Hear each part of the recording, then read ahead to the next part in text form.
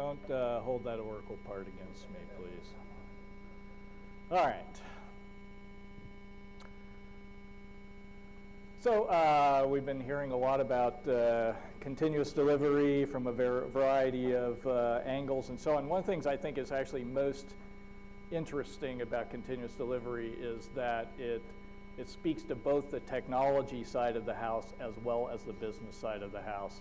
And I'm going to talk a little bit about continuous integration and Jenkins and so on, and the tool chain around it and how that fits together and so on. But I think it's one of the reasons it's so compelling, and one of the reasons I think there's so many people here even today is that if you're a business person, it helps talk to how you get more value more quickly and so on. But if you're the VP of engineering or the QA person, it talks about actually how you get your job done better and how you deliver better software.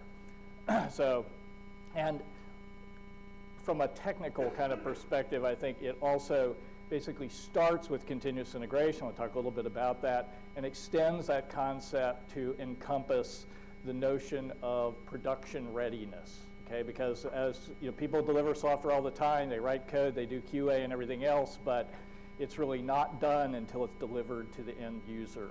And so it extends that concept beyond sort of the continuous integration piece of it into production readiness.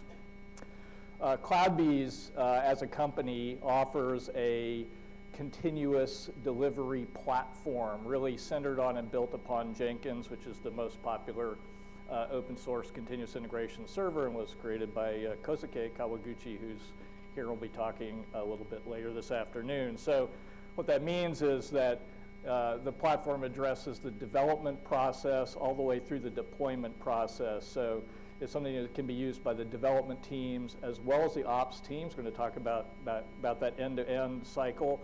How many people would consider their organization to be pursuing a DevOps strategy or would like to pursue a DevOps strategy? Okay, great. So there's a lot of commonality, I think, between continuous delivery and DevOps. I want to talk a little bit about that. So how to bring these teams together, the tool chain that's involved, and so on. So whether you're doing the development and pushing to a platform as a service, whether you're building a platform as a service using some kind of technology internally, the platform can handle that. Whether you're pushing to public cloud or you're pushing to your own private data center infrastructure, the platform can handle all of those things. So we'll talk a little bit about those. It's interesting. You hear from Kurt and so on that it's being a continuous delivery is really about release readiness, production readiness at all times.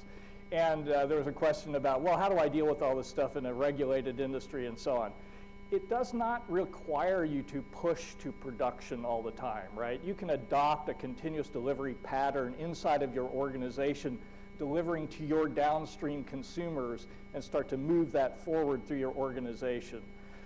It does not mean that you have to bypass regulatory requirements and push into production, right? That's basically dead on arrival in a lot of large organizations. But that does not mean you cannot adopt continuous delivery in your organization and push to production when you are ready. Okay, that's, I think, a key part of it. It's one reason that Jenkins as a product kind of fits in and does that. It also, while it benefits, I think, from a real top-down adoption perspective, a top-down attention from management and so on, it can evolve organically in an organization also. So we'll talk a little bit about that and how that takes place in the organization too.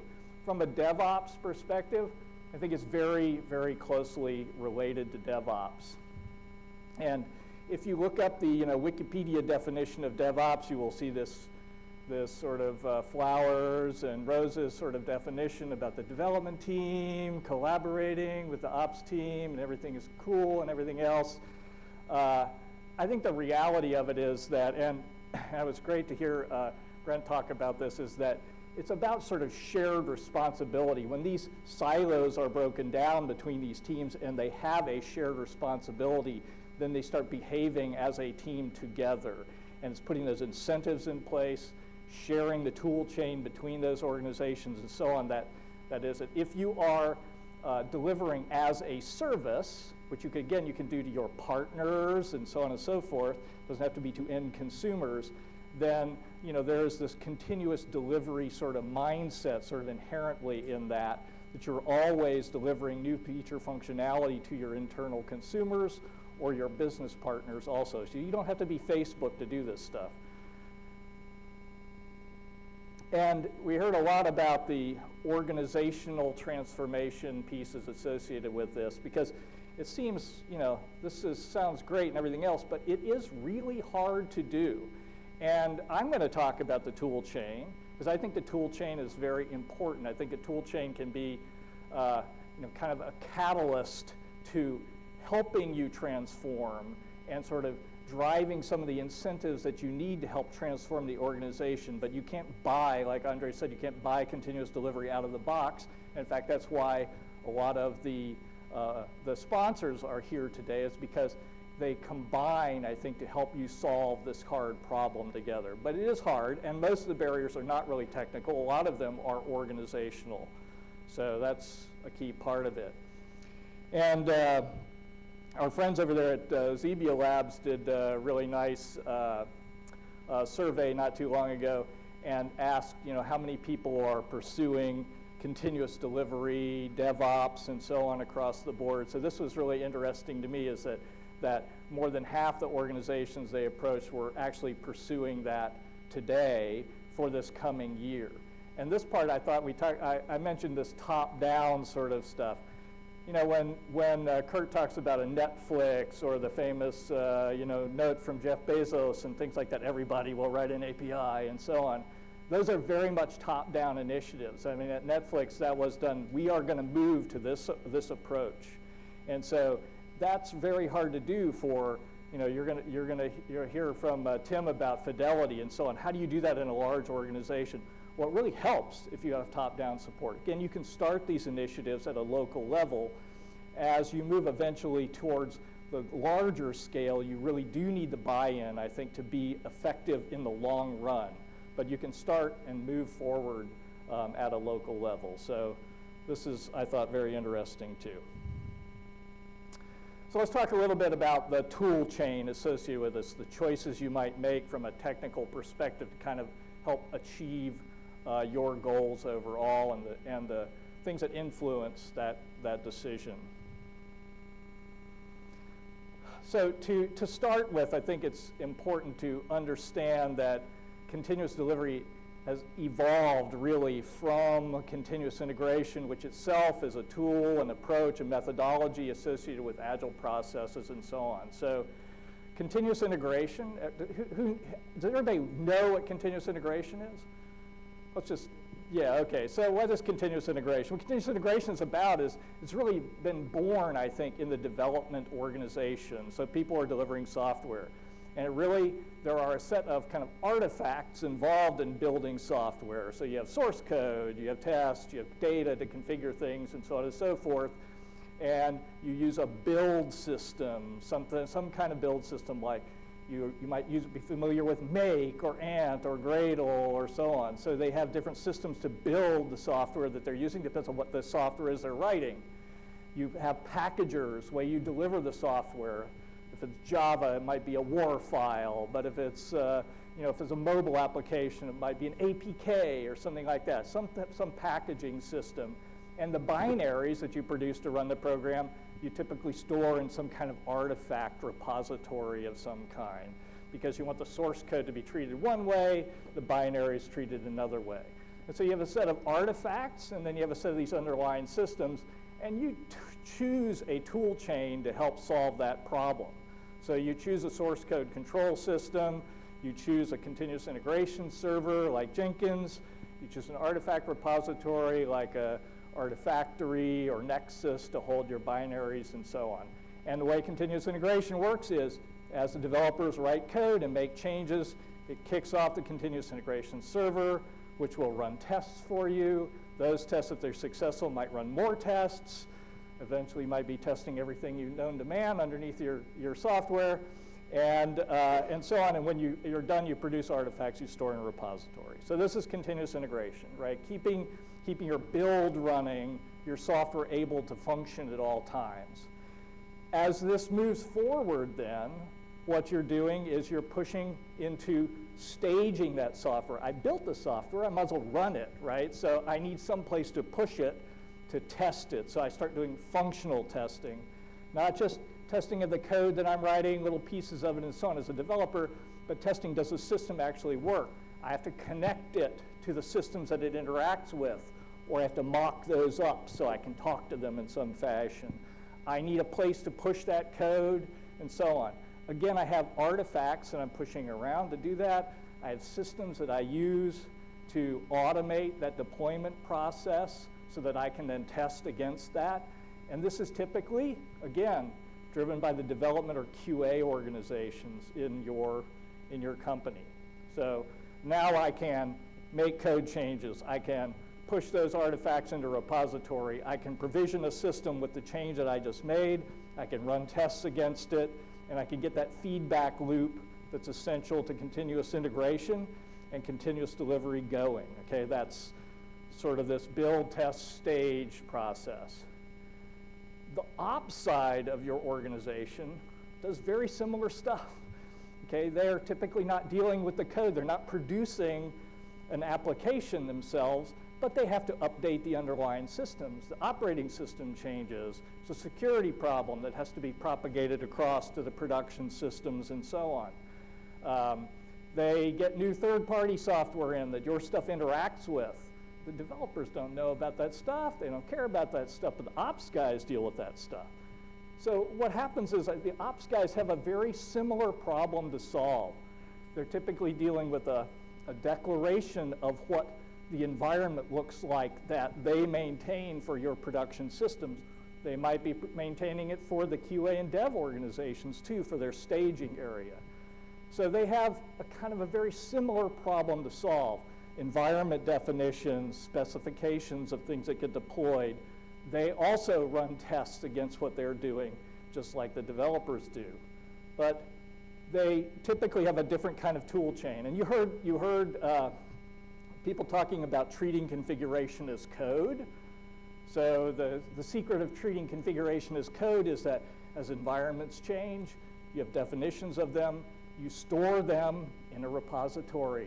As things change, you continuously test those things and push the end artifacts out. So you're packaging things up. You might not be packaging up a WAR file like a web application like the developer writes, but you might be creating virtual images that go get pushed across your organization.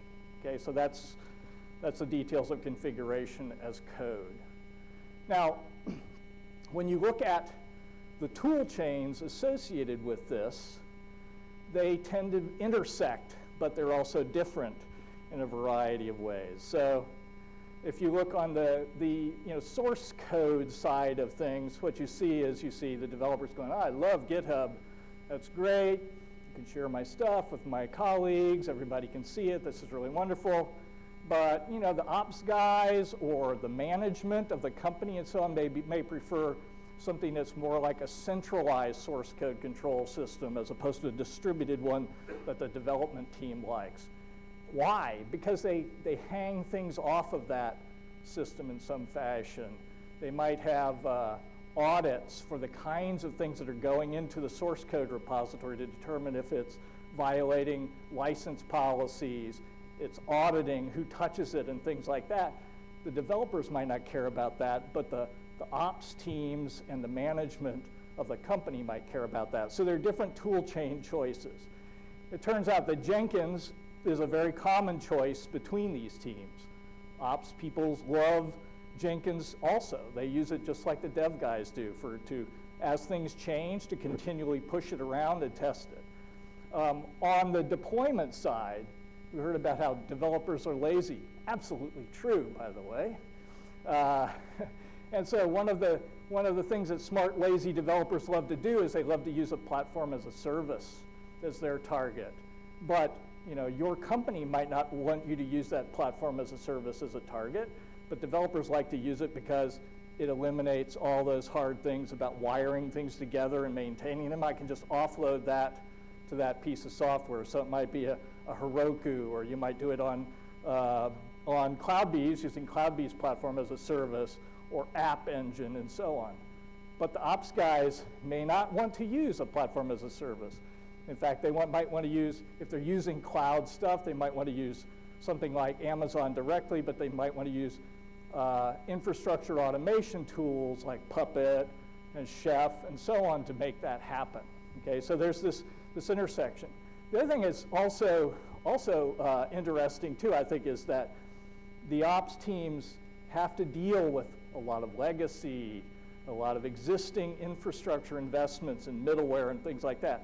Those can be very complex to deploy to, and the developers are not dealing with those things. So they want to use tools like Serena and Midvision and Zebia Labs, deploy it to help handle those more complex deployments, and those are often not even visible to the dev teams.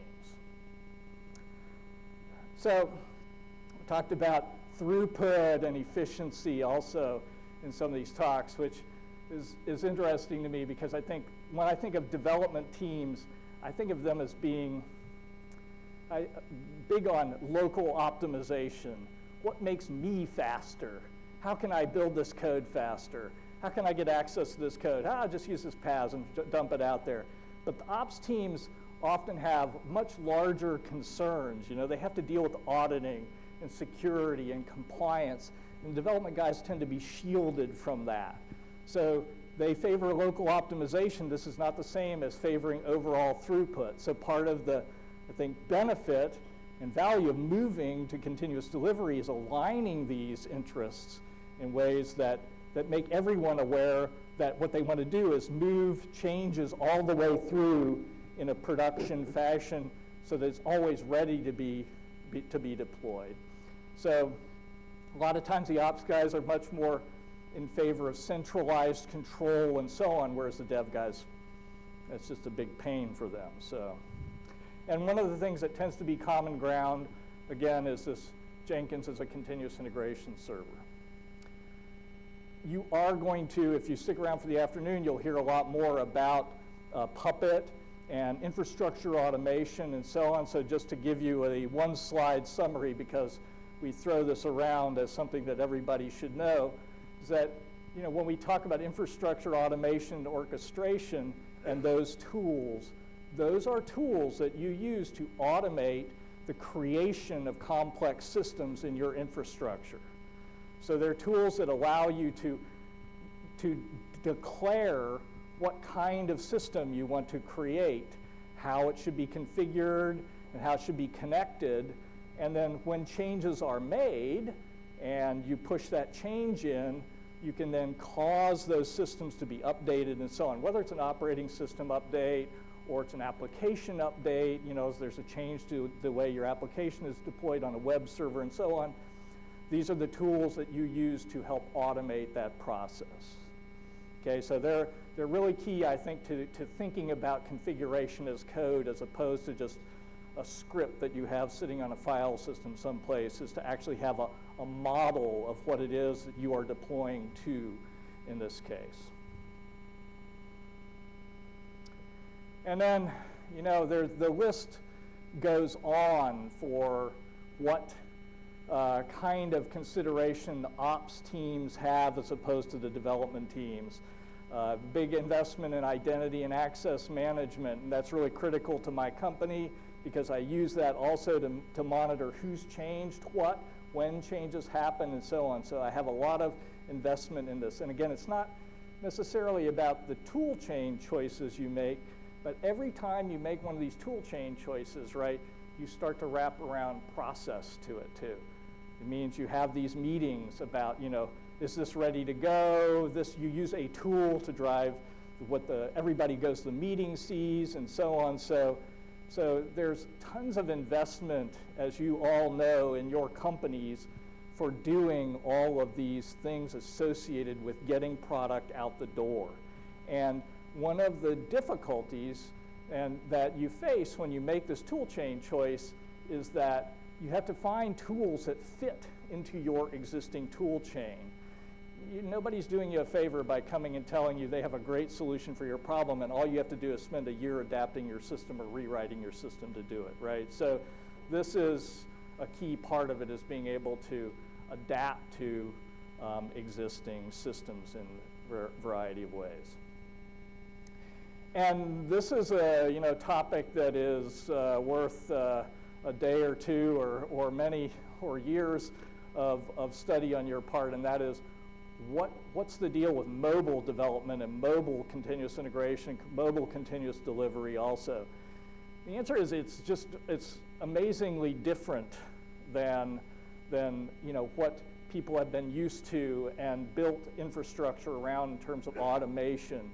In the mobile world, since everything that you are delivering ultimately has to go out and be distributed in some fashion, often gated by, particularly when you're doing an end user facing app, right, gated by the App Store or Play and an approval process. We talk about continuous delivery and moving code out quickly and everything else, but when you're gated by that process, which is not under your control, then how do you deal with it? That application that you're building has a very distinct front end in a mobile case, often has to interact in some fashion with a system of record that you don't want anyone to touch, and you want to have a kind of a middle part of it that you arbitrate the access to, and it helps you actually automate testing around access to things if you architect things in different ways. So there's a whole variety of tools associated with mobile testing that are different than traditional web app testing and so on. There are tools that are associated with beta distribution, so you can push a mobile app to a device and then get feedback as people use it, right? That's different than you're doing when you go from the App Store. Okay, so one of the interesting things about this too is that Jenkins and continuous integration actually are a key part of solving this problem too, because a lot of these tools are built around somebody wearing sandals, living in San Francisco, south of Market, creating some snazzy thing, but you need to be able to manage it at a kind of a scale and different style in a corporate environment, right? So how do you deal with things like developer profiles and things like that? If you've ever looked at an iOS app, there's certain rules around how you provision that, sign that thing, and so on. Jenkins, as a continuous integration type of tool, allows you to centralize that and manage that in ways that are very helpful. So again, it's kind of a tool chain choice that helps out in a variety of ways. So a lot of these things are hosted services to help you out when you have to deal with a large variety of devices and footprints and form factors and locales. Then it's hard for you to assemble those devices and deal with them. So a lot of hosted services are available online for you to help test these things in an automated fashion also. So a little bit about some of the continuous delivery platform underneath the covers, how you might use Jenkins to be more effective at doing this. The platform that CloudBees provides is really built at its heart around Jenkins and helps address sort of this entire life cycle from building and testing and staging and deploying and pushing to production. Whether you're doing it on-premise, using your own infrastructure and infrastructure automation tools, or pushing it to the public cloud in some fashion. And one of the great things about Jenkins is that it has this tremendous community around it, and extensibility is kind of built into it. So it allows you to access the systems that you already have or that you want to use without having to build a lot of stuff yourself. You can just use its pluggability model to reach in and gain access to GitHub or to private repositories, to artifact repositories and so on, to interface with hosted services for testing like Sosta and Chef and Puppet that you'll hear a bit more about today, and so on. Deploy to platforms as a service, deploy to hosted infrastructure, use deployment tools like Serena and Midvision and Zebia Labs to push to existing middleware and systems in some fashion. So one of the things that we've introduced is new ways to get access to shared resources in the cloud. And Jenkins has a built-in facility already through its open source plugins that are available to connect to Amazon Web Services and use EC2 resources on Amazon on demand through the EC2 plugin. There's also plugins available to connect to and use vSphere. If you have an investment in VMware, you can already use that with Jenkins. And what we've introduced recently is the ability to reach out and use our own Elastic Cloud pool. So we have a hosted service that hosts Jenkins as a service. And so whether you're using Jenkins open source or our own value add on top of it, Jenkins Enterprise by CloudBees or Operations Center, you can connect and make use of those hosted resources. And that gives you good isolation as you run tests, because one of the challenges doing continuous integration is you start to run tests, this team runs tests, and they leave files open or something like that. The other team uses the server. Things can, there can be byproducts from one team using it versus another. And so isolation is a key part of this. And it also allows you then, as people adopt continuous integration delivery in kind of pockets across your org, to start to share resources in this fashion.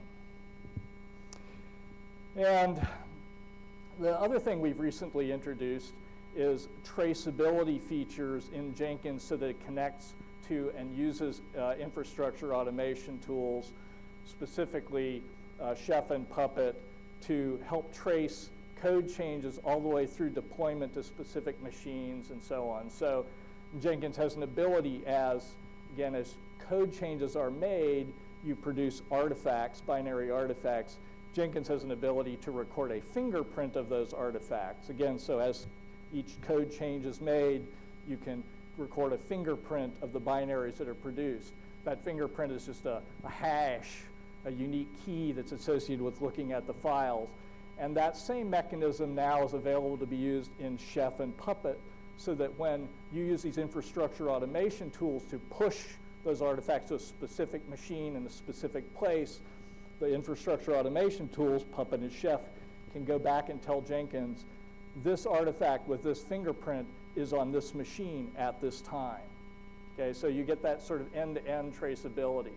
So the way this works is, again, back in the continuous integration sort of stage, the developer pushes a code change.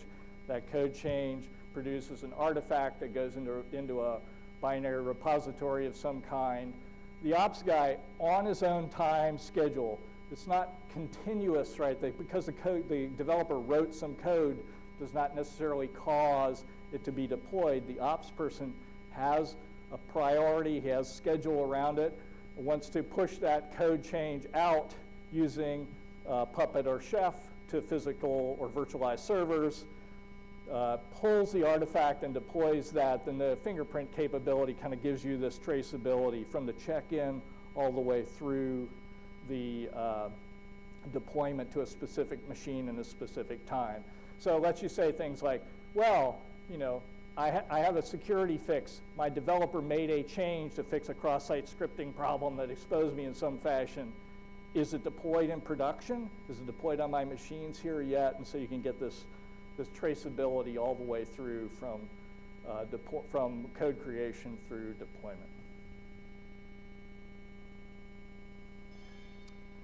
And another thing that is just being introduced into Jenkins is an ability to define and create workflows in a much more powerful fashion than has been available before. So today, if you use Jenkins, then if you have this kind of flow here that you're trying to capture. So you have a specific set of things that are being pushed through development, tests that are being performed in a variety of ways, some in parallel, some serialized with development.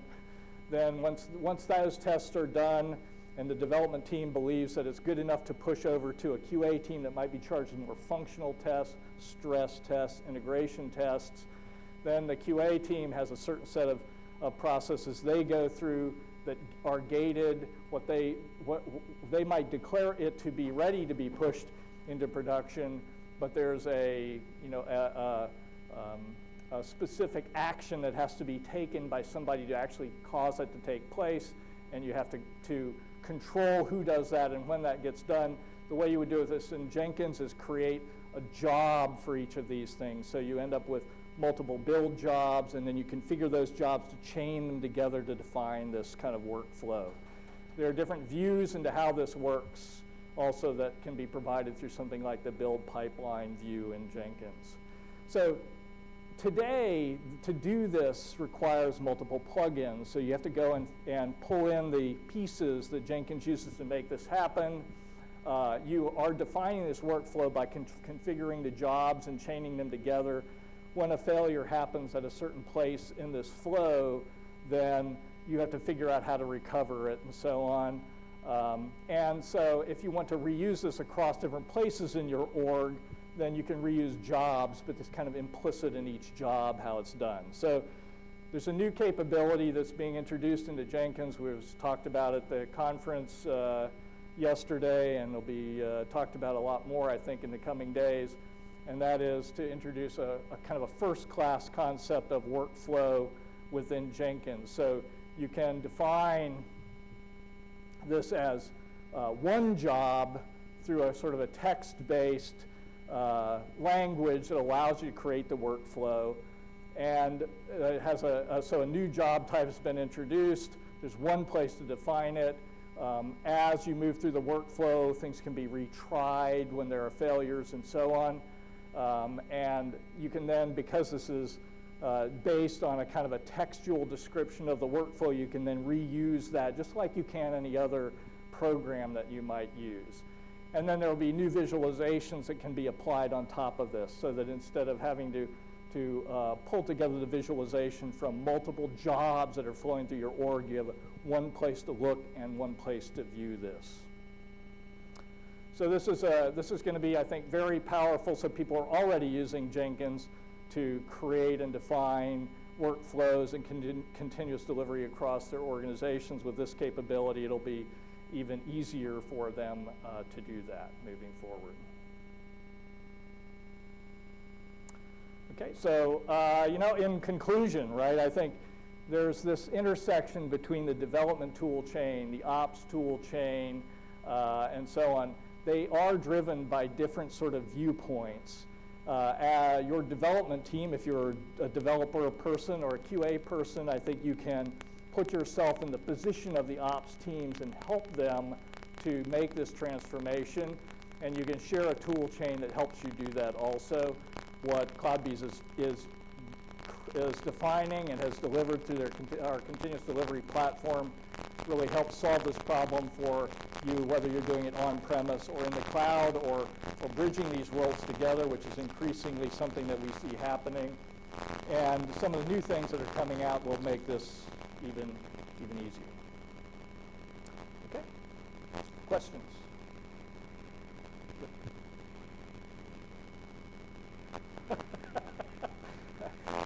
It's available to download and start using today. So if you're looking for a pointer for it, we can do that. It's all being done in open source. So as part of the foundation of how work is done in Jenkins, it's an open source project and a really strong open source community, as you probably know. And then there will be value-add features for things like, well, now I define a workflow. I need to be able to impose my own role-based access control to that workflow as kind of a value-add that CloudBees provides on top of it. So it's available now to try out. It's in, I would call it, developer preview form. I would expect to see it in production form within 4 to 6 months at the outside. Because again, I were talking last night, is that I think that it is exciting actually. So I think if you were going to uptake it, you would want to know invest my time and energy into this, is it just a learning process, or is this going to be okay in another 6 months? So it will be very shortly, I think, in a position where you can start to invest time and energy in trying it out and know that your definitions of workflow and how they're running and so on will continue to work as a full-blown introduction.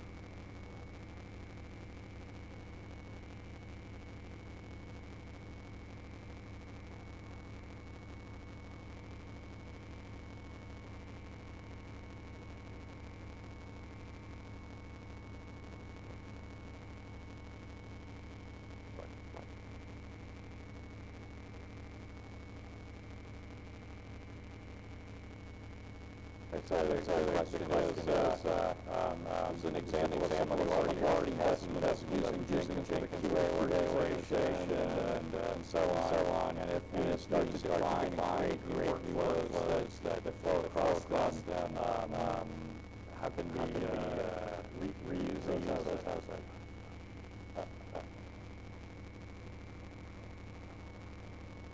All right. Right. So the question is there an easy way to have those 10 jobs to translate that into the one job? No. There will not be a magic cause that to happen. In fact, I think it will be natural to do that. So one of the things that happens is that as you define and use these jobs, you chain them together, you define build steps of how one thing changes here, that causes something else to change here. So I think it will, this is one of the reasons to do this workflow stuff, is I think you think about the workflow in that top picture, but you instantiate it by creating all these interesting jobs that are not that obvious how they fit together. So I think you will be able to create those very easily, but there's not going to be the magic transformation to make that take place.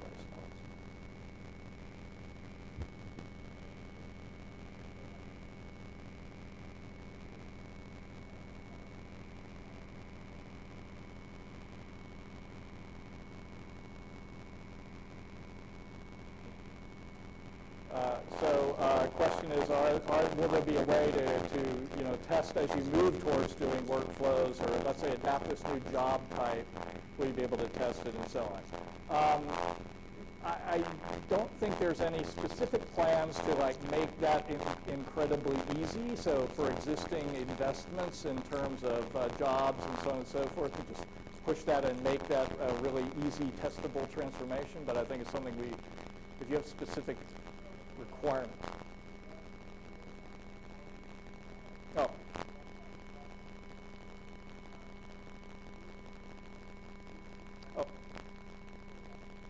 Right. Right.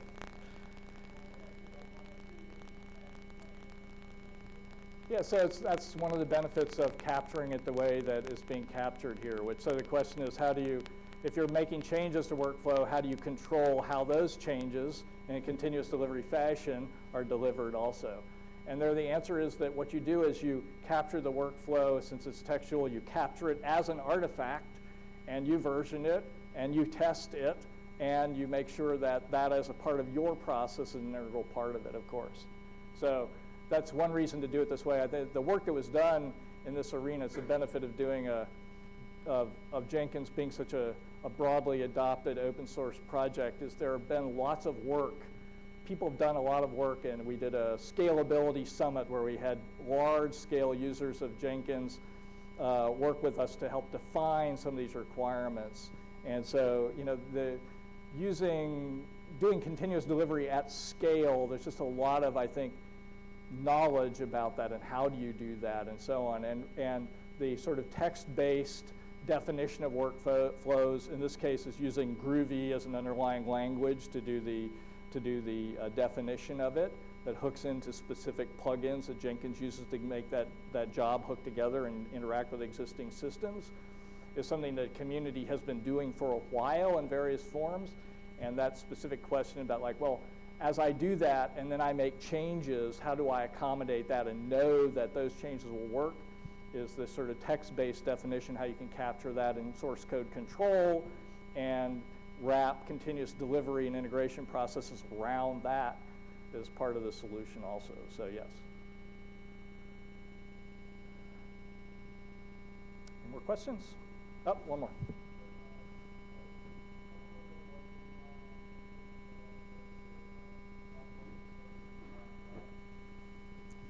Sorry, could you repeat?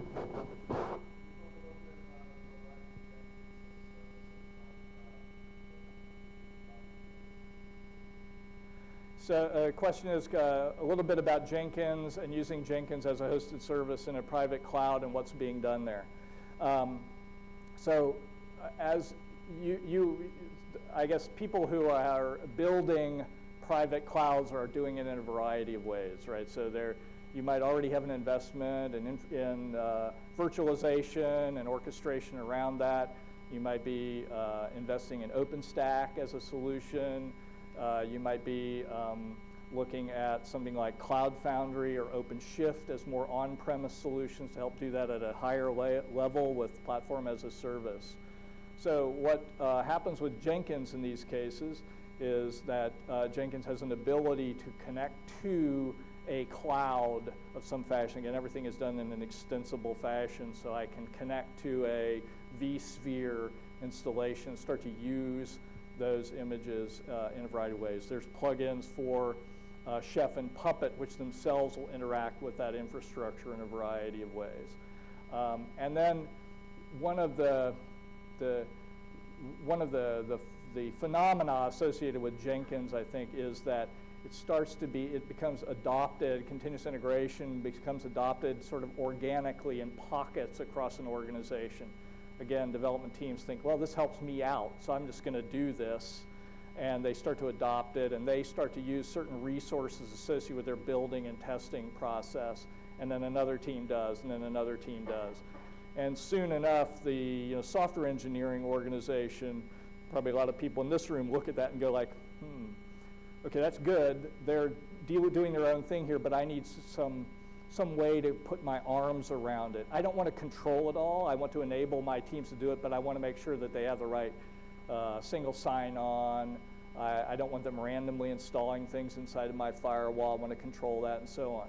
So there's infrastructure associated with making that happen kind of on top of Jenkins, and that's part of what CloudBees has done. And then the new Elastic Cloud pools that we introduced also help you share those resources. So Team A might have 10 build slaves to do their work. Team B might have 5.